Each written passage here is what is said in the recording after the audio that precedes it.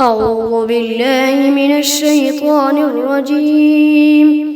بسم الله الرحمن الرحيم. الرحمن علم القرآن، خلق الإنسان علمه البيان. الشمس والقمر بحسبان، والنجم والشجر يسجدان. والسماء رفعها ووضع الميزان، ألا تطغوا في الميزان، فأقيموا الوزن بالقسط ولا تخسروا الميزان. والأرض وضعها للأنام، فيها فاكهة والنخل ذات الأكمام، والحب ذو العصف والريحان. فبأي آلاء ربكما تكذبان؟ خلق الإنسان من صلصال كالفخار، وخلق الجان من مارج من نار. فبأي آلاء ربكما تكذبان؟ رب المشرقين ورب المغربين. فبأي آلاء ربكما تكذبان؟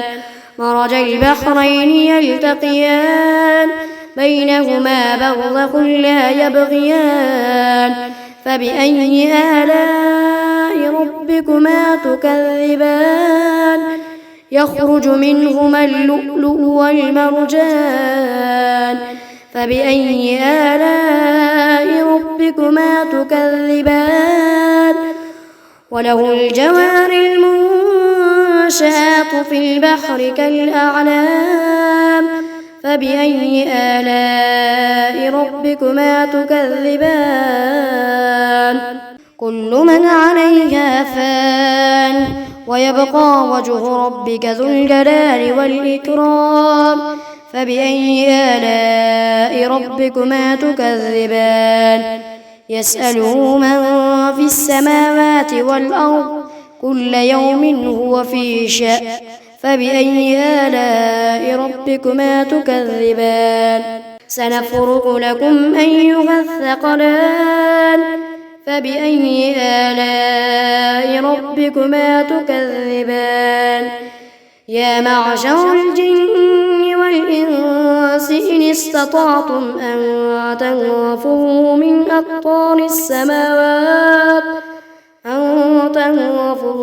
أقطار السماوات والأرض فانفذوا، لا تنفذون إلا بسلطان. فبأي آلاء ربكما تكذبان؟ يرسل عليكما شواظ من نار ونحاس فلا تنتصران.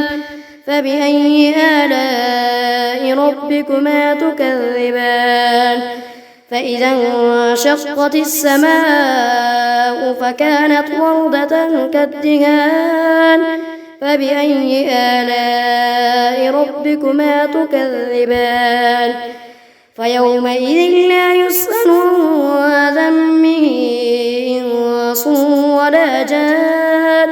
فبأي آلاء ربكما تكذبان؟ يعرف المجرمون بسيماهم فيؤخذ بالنواصي والأقدام. فبأي آلاء ربكما تكذبان؟ هذه جهنم التي يكذب بها المجرمون، يطوفون بينها وبين حميم آن. فبأي آلاء ربكما تكذبان؟ ولمن خاف مقام ربه جنتان. فبأي آلاء ربكما تكذبان؟ ذواتا أفنان. فبأي آلاء ربكما تكذبان؟ فيهما عينان تجريان.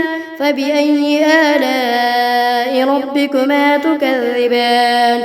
فيهما من كل فاكهة زوجان فبأي آلاء ربكما تكذبان متكئين على فرش بطائنها من استبرق وجنى الجنتين دان فبأي آلاء ربكما تكذبان فيهن قاصرات الطرف لم يطمثهن إنس قبلهم ولا جان فبأي آلاء ربكما تكذبان كأنهن الياقوت والمرجان فبأي آلاء ربكما تكذبان هل جزاء الإحسان إلا الإحسان فبأي آلاء ربكما تكذبان